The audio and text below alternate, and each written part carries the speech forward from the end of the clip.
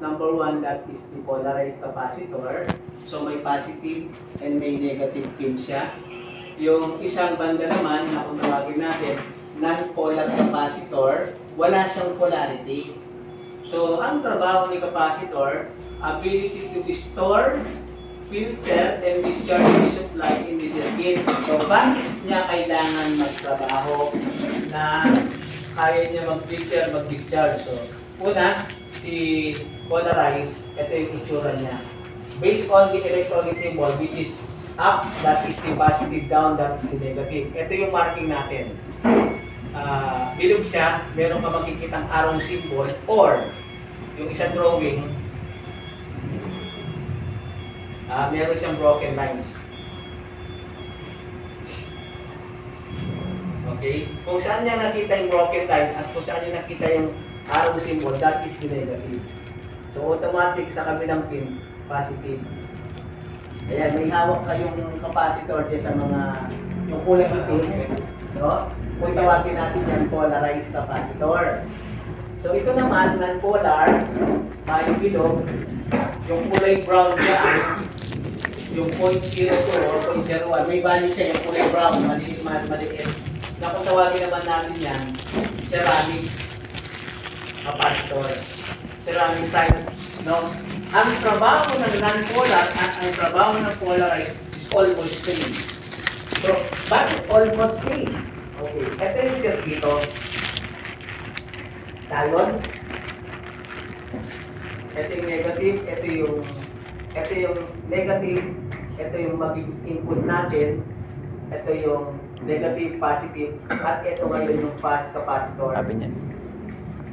Ang connection ni capacitor, positive to positive, negative to negative. Ano ang magiging trabaho ni capacitor? So pag dumami ang kuryente rito, magkakaroon ng pagbabago dito. That is AC and down to DC. So aangat yung supply, iikot yung supply, at aangat yung supply hanggang sa lalabas yung supply. Anong nangyari? Pag tumataas ang kuryente natin, naaapektuhan din yung pagbabago ng kuryente natin dito sa DC sa after diode. So, pag pumasok na yung kuryente natin na direct current sa capacitor natin, binabalance niya ngayon. Binabalance niya yung galing ng kuryente. Kapag mataas, ipipilter niya, sasalain niya. May mga times naman na nagbabag down yung supply. Pag bumaba yung supply na pumasok sa input, ngayon, bababa din naman yung supply mo sa output ni rectifier diode. At kapag kumikot yung supply, lalabas yung supply, mababa ngayon ang supply. Anong gagawin? Babalansin pa rin ni capacitor yung ulan na pumasok sa kanya, inupuno niya. Kasi nga, meron siyang kakayahan na mag-store. Ibig sabihin na mag-store, nag-iipak. So, nag-iipon siya ng kuryente. Nag-iipon siya ng kuryente sa katawan niya, yung positive and negative. Kung kinakailangan, doon niya ilalabas yung kulang. Ayun, dalawang kombinasyon yan. Pag tumaas ang kuryente, ipipilter niya. Pag bumaba ang kuryente, ipipilter niya. So, anong mangyayari? Hanggang maaari, inilalabas niya yung supply o kuryente ng direct current na galing ng diode at galing din ng transformer, balance yung kuryente natin ngayon. Kaya hindi natataas, hindi nagaano bababa. Although hindi siya perfect. Maybe pwede siyang bumaba, pwede siya tumaas, at least 90% hindi na nagbabago. 10% na lang yung pagbabago na itataas o ibababa niya. Still, the operation is okay, it's normal. Kasi kapag nag-drop, umangat yung kuryente at nag-drop yung kuryente, maaaring hindi mag-operate yung pyesa. Kasi may kulang. So, ang gagawin ni diode, or ni capacitor, mag-i-store siya, at kung kinakailangan, mag-filter siya. Sir, nakailang type kay sir, capacitor? O duwala mo rin, sir? Adwala mo. Non-polar, ang polarized. Tangkado. Pag kasi sinabing polarizer, Positive. Atin niyang positive, negative, atin yung polarity, sir, Wow. or the kaya. ang connection niya, kailangan pag naka-mount siya sa board, ito yung board natin. Positive, dapat ang terminal mo konektado sa positive. Negative, dapat ang terminal mo konektado yung negative. Positive to positive, negative to negative ang iyong connection. Tama?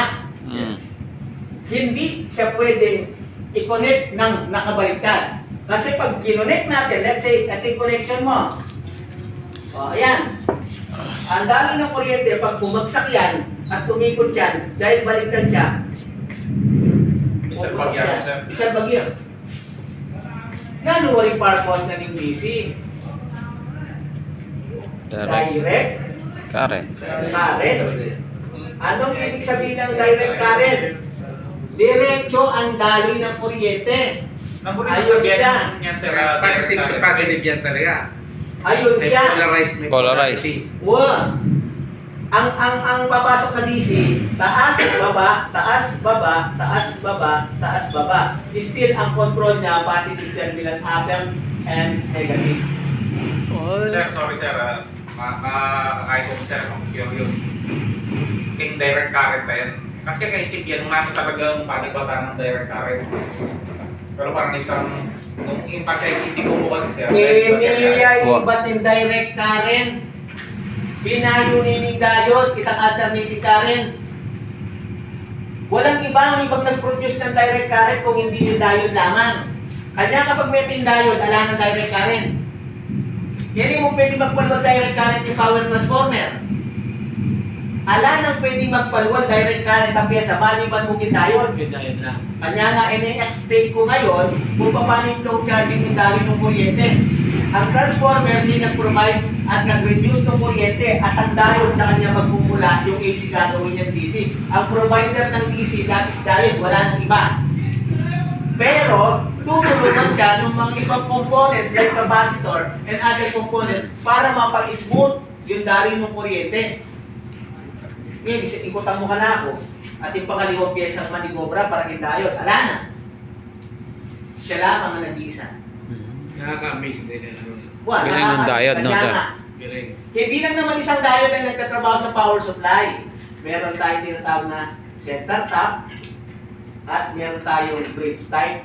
Yung bridge type, 4 na diode yun.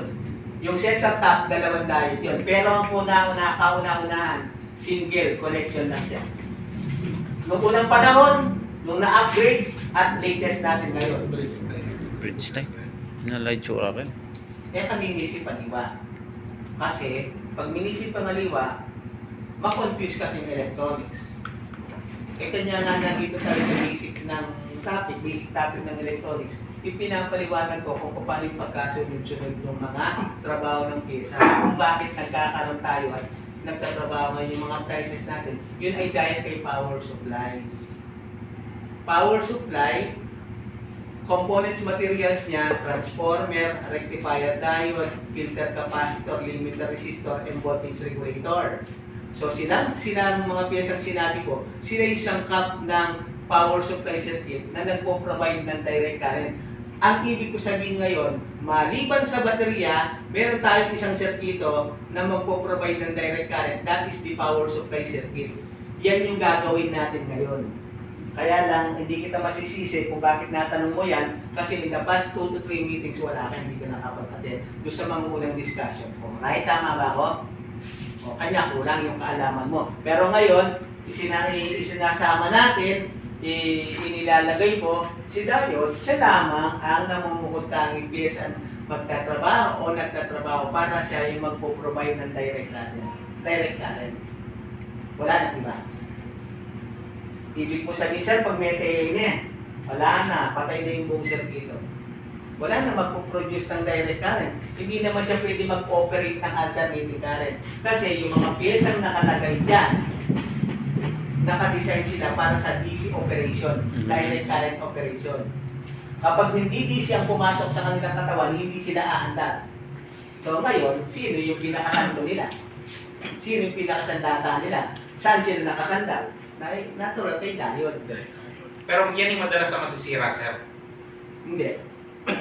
Ang madalas nasisira, depende sa pagkakasira. Ang appliances pag nasisira, pwede siya masira from input, Nanyak si pwede siya Tamay masira sisatan. bago the output. Depende sa pagkakagamit at kung paano mo ginagamit yung appliances. Like for example, hindi siya napapahinga, overuse.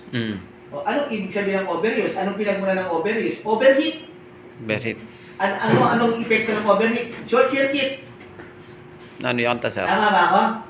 Overheat, na sobrang sabit sa gamit, uminit siya. Anong pinagmulan? Short circuit. Sure, second. Dahil sa hindi napapahinga yung board. May ngariya naman tao yun.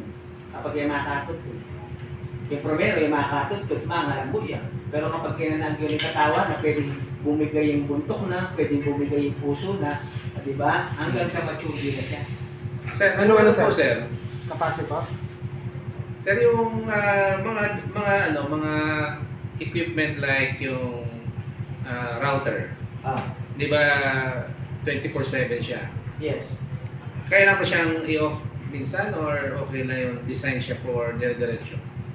Opo. May ganun ba? Sa experience siya po, sa may experience ko yan, sir. Okay. Didirecting kita. Kasi yung mga router, internet connection, Oh, dapat sir. continuous siya. Oh, yes, sir. Mas lalo na yung CCTV. Si CCTV, 24/7. 24/7, Bawal pa tayo. Oo. oh, di ba? Time is 30, ay time is 12 months. Tapos, ilang years siyang umaandar. Sila yung mga appliances or electronics gadget na walang pahinga yung CCTV. Kanya naman ang madalas na sira sa CCTV, ang pong router yamin yung power supply doon. So every time na bumibigay si router or si CCTV, yung power supply ang nasisira. Yung CCTV power supply natin ngayon at saka router power supply natin, minodified na ng mga gumagawa. Yung diode dating ginagamit 4 times 4, 4 na piraso yung diode na ginagamit ngayon ginawang 8. Huwag kayong mag-alala, pag na-perfect at nagawa na natin yung 4 na pirasong diode, ituturo ko yung time is 4 times 8 na diode ngayon. Ituturo ko sa inyo kasi kailangan kong ituro yun, kailangan nyo matutunan. Sir, na nakapag-pay ka? Kasi may gag-gag 2 times. Alika, TTB ako. Kasi Yan ang maganda sa diode. Pag nagdagdag ka ng diode, yung tanong mo, gusto ko paano kung mapapatibay si diode, dagdagan natin, in parallel connection. Wow. I think yan yung parallel connection. Parallel, dalawang pyesa pagsasamahin natin, positive to positive, negative to negative, dadagdagan lang natin. Parang tumibay siya. Hindi mag-alala, may continuation pa rin. Kailangan ko lang, intindihan niya yung operation na ng capacitor. Ngayon, kung walang capacitor, yung electronic circuit na power supply, walang magbabalanse. Kapag humina ang kuryente, pag walang capacitor, tutuluyang mahihina yung supply ng AC to DC. Hihinayan. Hindi mag-ooperate yung electronic circuit. Diba? Kapag tumaas naman, ang current natin, tataas yung kuryente sa AC, tataas yung supply sa DC. O, masisira naman yung electronics. Kanya, ganun ka-importante yung mga capacitor natin. Tatlo yung capacitor dyan. Bali tatlo yung capacitor. Yung isang itim, Tatlo po ba, ma'am? yung isang itim, siya yung magtatrabaho sa oscillation. At yung dalawang kulay brown, yung kulay brown na yun siya, dalawang kulay brown na capacitor, sila yung magtatrabaho doon sa output. Sir, nasa yung itim? Ito. Ang marabol. Yung mga wire. O, yung dalawang kulay brown naman, yun yung capacitor na pang-ending, panghuli. May capacitor ang marabulan po ang capacitor ang malaki. Yan naman. Principle din. Yan naman, pares sa principle. King capacitor na ning aircon ng pong rep, gagamitan daw rin capacitor, king rep or aircon, bangkanita, mag-start siya in kuryente, continuous yung mamanda rin kuryente. I-purpose na ng capacitor, pag sino bright ang bibigyan ng supply ng alternating current, bawasan na, filteran na. Kapag kulang naman, natural mo, yung mandaring makina pag kulang yan naman yung dadagdag. Kaya pala't magkaya. Magdepende yan kitang capacity operation na. Akit meron ni ka-service mo kayong Yes. gulot na nitang masulat.